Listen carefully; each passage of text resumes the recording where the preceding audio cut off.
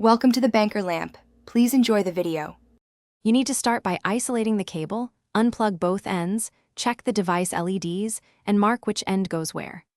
Once done, lay the cable flat and inspect for crushed sections or exposed conductors. This tells you if a new plug will help.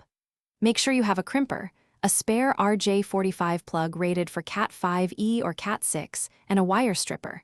Then position a bright light and magnifier if needed. You will begin cutting and preparing the conductor ends next. Start by cutting off the damaged section and strip about 1 inch of the outer jacket, but do not nick the inner wires.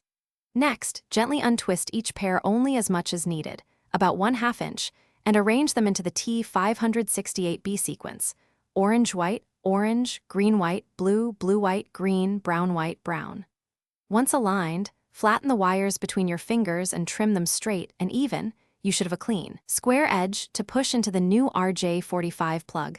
Push the prepared wires fully into the RJ45 plug so each conductor reaches its pin and the cable jacket sits under the plug's strain relief. Then crimp once with solid, firm pressure. After crimping, use a continuity tester or network tester to confirm all 8 pins map correctly and show no shorts.